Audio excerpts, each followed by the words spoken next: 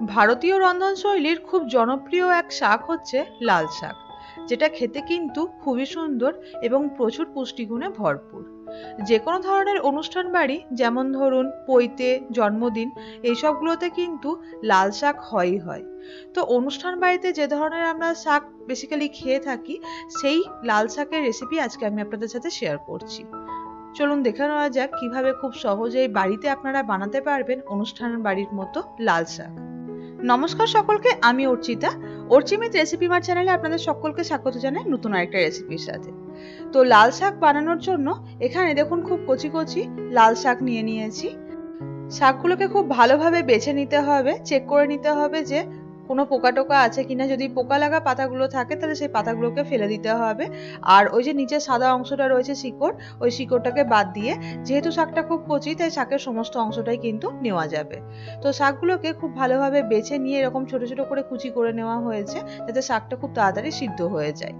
এই ছোট ছোট করে কেটে নেওয়া শাকগুলোকে খুব ভালোভাবে জল দিয়ে মোটামুটি 4 থেকে 5 বার ধুয়ে নিতে হবে।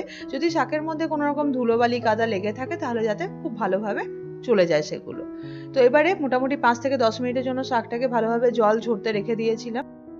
অন্যদিকে নিয়ে নিলাম আরেকটা ফ্রাইং প্যানটা ভালোভাবে গরম হয়ে গেলে তাতে দিয়ে দিলাম 2 টেবিল চামচ পরিমাণে সরষের তেল, এবং তেলটাও ভালোভাবে গরম হয়ে গেলে তাতে দিয়ে দিলাম 1 মুঠো পরিমাণে বাদামগুলোকে লো টু মিডিয়াম ফ্লেমে 1 থেকে 1.5 মিনিটের জন্য ভেজে নিতে হবে। এবং তারপরে বাদামগুলো লাল লাল রঙের করে ভেজে নেওয়া হয়ে গেলে তেল থেকে একে একে তুলে নিতে হবে একটা প্লেটের মধ্যে। এবারে ওই একই তেলের মধ্যে দিয়ে দেব 3টে থেকে 4টে বড়িগুলো আমার ঘরে বানানো বড়ি কিভাবে আপনারা বাড়িতে খুব সহজেই বানাতে পারবেন সেই রেসিপি কিন্তু আমি অলরেডি আমার চ্যানেলে দিয়েছি। আপনারা চাইলে চেক করে নিতে পারেন, ডেসক্রিপশন বক্সে লিংক থাকবে এবং ওপরের আই বাটনেও আপনারা ক্লিক করে দেখে নিতে পারেন। বড়িগুলোকে লো টু মিডিয়াম ফ্লেমে হালকা লাল রঙের করে ভেজে নিতে হবে। এবং দেখুন বড়িগুলো কিন্তু খুব সুন্দরভাবে ভাজা হয়ে গিয়েছে। এবার এগুলোকেও তেল থেকে একটা প্লেটের মধ্যে তুলে নেব। এবারে এই একই তেলে দিয়ে দেব 2টো শুকনো লঙ্কাগুলো ভেঙে দিতে হবে। এবং তারপরে দিয়ে দেব ওই 7 থেকে 8 কোয়া পরিমাণে রসুনগুলোকে হালকা থেতো করে নিয়েছি। এই সময়তে কিন্তু গ্যাসের ফ্লেম লো টু মিডিয়ামেই থাকবে। তো তারপরে রসুন এবং লঙ্কাগুলো হালকা ভাজা হয়ে গেলে ওই আগে থেকে ভালোভাবে ধুয়ে জল ঝরিয়ে রাখা লাল শাকটা দিয়ে দেব কড়াইয়ের মধ্যে। এবারে তেলের মধ্যে শাকটাকে কয়েক সেকেন্ডের জন্য হালকা নাড়াচাড়া করে নিতে হবে। এবং তারপরে কড়াইয়ে দিয়ে দেব স্বাদ অনুসারে নুন, হলুদ এবং চিনি। লাল শাক যেহেতু একটু মিষ্টি মিষ্টি খেতে ভালো লাগে, তাই স্বাদ অনুসারে চিনিটা একটু চেষ্টা করবেন বেশি দেওয়ার। আর নুনটা কিন্তু পরিমাণে একটু কম দেবেন, কারণ কি শাকটা যখন সিদ্ধ হয়ে যাবে তখন কিন্তু শাকের পরিমাণটা অনেকটাই কমে যাবে। তখন নুনটা বেশি দিলে কিন্তু নোনতা হয়ে যাবে। তো সেই মতোই স্বাদ অনুসারে নুনটা দেবেন। তো এবারে নুন, চিনি এবং হলুদটা শাকের মধ্যে দিয়ে দেওয়ার পরে শাকটাকে আরও কয়েক সেকেন্ডের জন্য ভালোভাবে ভেজে নিয়ে একটা ঢাকা দিয়ে দেব এবং মোটামুটি 10 থেকে 15 মিনিটের জন্য মিডিয়াম ফ্লেমে শাকটা সেদ্ধ হতে দেব। আর শাকের মধ্যে কিন্তু কোনো রকম জল দেওয়ার প্রয়োজন নেই, কারণ যখনই শাক নুনের সংস্পর্শে আসবে অটোমেটিক শাক থেকে জল বেরোবে এবং সেই জলে শাকটা সেদ্ধ হবে।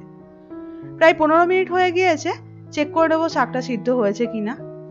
দেখুন খুব সুন্দরভাবে শাকগুলো কিন্তু সিদ্ধ হয়ে গিয়েছে।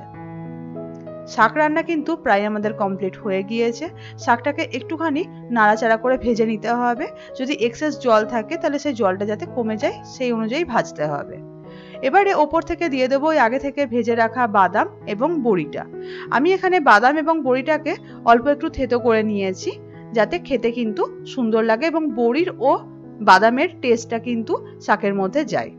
এবারে শাক, বড়ি এবং বাদামটা দিয়ে 1 থেকে 1.5 মিনিটের জন্য হাই ফ্লেমে পুরো শাকটাকে ভালোভাবে ভেজে নিতে হবে এবং তারপরে গ্যাসের ফ্লেমটা অফ করে দিতে হবে। ব্যাস তৈরি হয়ে গেছে আমাদের আজকের স্পেশাল রেসিপি অনুষ্ঠান বাড়ির মতো স্টাইলে লাল শাক। ওপর থেকে দিয়ে দিলাম অল্প একটু পরিমাণে পোস্তর দানা এবং দিয়ে দেব ওই আগে থেকে ভেজে রাখা বাদাম এবং বড়ির টুকরোটা। গরম গরম ভাতে সার্ভ করুন লাল শাক। আশা করছি এই রেসিপিটা আপনাদের ভালো লেগেছে। যদি ভালো লেগে থাকে অবশ্যই লাইক এবং শেয়ার করবেন। বাড়িতে যদি এইরকম ভাবে আপনারা লাল শাক বানান, দেখবেন সকলের কিন্তু খেতে খুব ভালো লাগবে। আর কি, শাকের রেসিপি তো আপনারা পেয়েই গেলেন, এবার বাড়িতে ঝটপট বানিয়ে ফেলুন। বাড়িতে যদি আপনারা এই রেসিপিটা বানান, খেতে কেমন হয়েছিল নিচে কমেন্ট বক্সে লিখে জানাতে ভুলবেন না। ভালো থাকবেন, সুস্থ থাকবেন, দেখা হচ্ছে নতুন একটা রেসিপিতে।